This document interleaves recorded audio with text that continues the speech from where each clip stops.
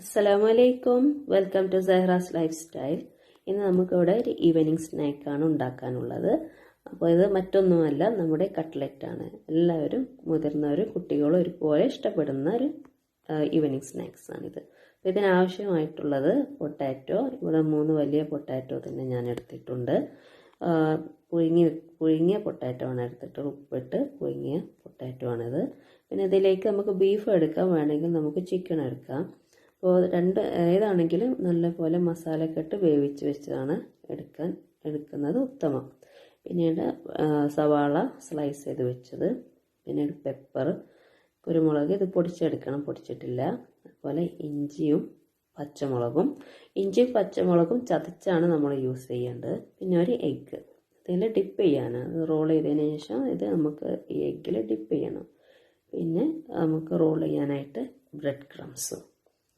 അപ്പോൾ ഈ bread crumbs ഒക്കെ നമുക്ക് വീട്ടിലേ ഉണ്ടാക്കാവുന്നതാണ്. നമ്മൾ ബ്രെഡ് നല്ലപോലെ ഫ്രൈ ചെയ്തിട്ട് ഫ്രൈ പാനിലിട്ട് ചൂടാക്കിയതിന് ശേഷം മിക്സിയിലിട്ട് അടിച്ചെടുക്കുക.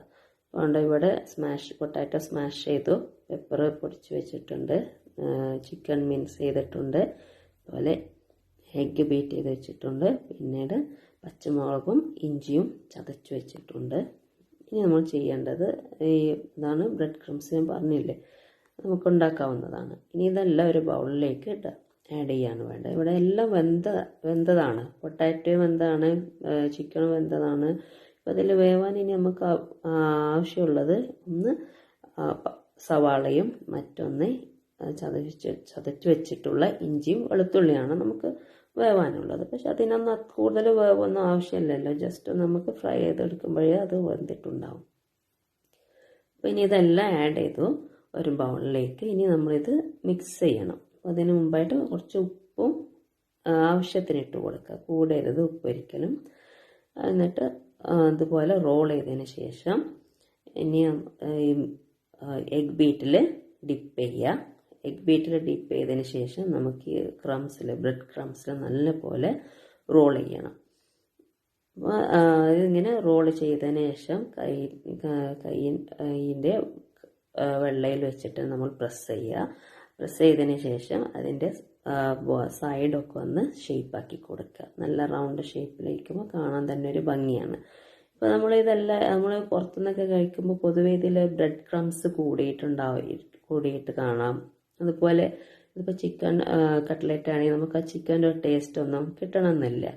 അപ്പോൾ അതിൽ കൂടുതൽ പൊട്ടാറ്റോ ഒക്കെ ആയിരിക്കും നമ്മൾ പുറത്തുനിന്ന് കഴിക്കുമ്പോൾ നമുക്ക് ടേസ്റ്റ് ചെയ്യാൻ പറ്റുന്നത്. പക്ഷെ ഇത് നമ്മൾ വീട്ടിലുണ്ടാക്കുമ്പോൾ നല്ലൊരു ടേസ്റ്റാണ്.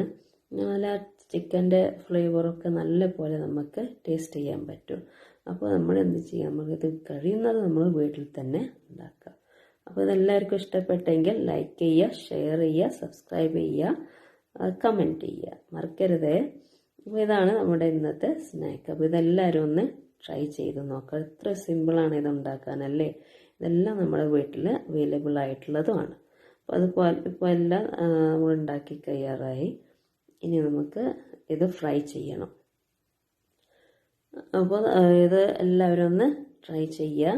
പിന്നെ എൻ്റെ മറ്റുള്ള വീഡിയോസ് എല്ലാവരും കാണണമെന്ന് ഞാൻ റിക്വസ്റ്റ് ചെയ്യുന്നു. അതുപോലെ നല്ല ഹെൽത്ത് ടിപ്സും അതുപോലെ കുക്കിങ്ങൊക്കെ ആയിട്ട് ബന്ധപ്പെട്ടിട്ടുള്ളതാണ് എൻ്റെ വീഡിയോസ്. അപ്പോൾ എല്ലാവരും ഒന്ന് വാച്ച് ചെയ്യുക, സബ്സ്ക്രൈബ് ചെയ്യുക, ഷെയർ ചെയ്യുക, ലൈക്ക് ചെയ്യുക. അപ്പോൾ ഇനി നമുക്കത് ഫ്രൈ പാൻ വെച്ചിട്ട് ഇത് ഫ്രൈ ചെയ്തെടുക്കണം. അപ്പോൾ ഇവിടെ ഞാൻ ചെയ്തിട്ടുള്ളത് ഷാലോ ഫ്രൈ ആണ്. പൊതുവെ ഇത് പലവരും ഇത് ഡീപ്പ് ഫ്രൈ ചെയ്യുന്നതാണ്. പക്ഷേ ആ ഡീപ്പ് ഫ്രൈ ചെയ്യുന്നത് ശരിക്കും ഒരു ആവശ്യമില്ലാത്ത കാര്യമാണ്. കാരണം എന്ന് വെച്ചാൽ ഇതിലെല്ലാം വെന്തതാണ്. ചിക്കൻ ആണെങ്കിലും അല്ലെങ്കിൽ ബീഫ് ആണെങ്കിലും വേവിച്ചതാണ് എടുത്തിട്ടുള്ളത്. അതുപോലെ പൊട്ടാറ്റോ വേവിച്ചാണ് എടുത്തിട്ടുള്ളത്. ഇപ്പോൾ വേവാത്തത് അതിൽ സവാളയും പച്ചമുളകും ഇഞ്ചി മാത്രമേ ഉള്ളൂ, ബാക്കിയെല്ലാം ഒന്ന് വെന്തതാണ്. അപ്പോൾ നമുക്കൊരു ഡീപ്പ് ഫ്രൈൻ്റെ ഒരു ആവശ്യമില്ല. അപ്പോൾ അതൊരു ഗോൾഡൻ ബ്രൗൺ കളർ ആകുമ്പോൾ ഒന്ന് മറിച്ചിട്ട് കൊടുക്കുക. എന്നിട്ട് കൂടുതൽ ടൈം വേണ്ട കേട്ടോ, അത് പെട്ടെന്ന് വെന്ത് കിട്ടും, പെട്ടെന്ന് ഫ്രൈ ചെയ്ത് കിട്ടും. അപ്പോൾ കൂടുതൽ ടൈം ഇത് എണ്ണയിലിട്ട് മുക്കിയെടുക്കേണ്ട ആവശ്യമില്ല. അത് വളരെ കുറച്ച് ടൈം കൊണ്ട് നമുക്കത് വേവിച്ചെടുക്കാവുന്നതുള്ളൂ.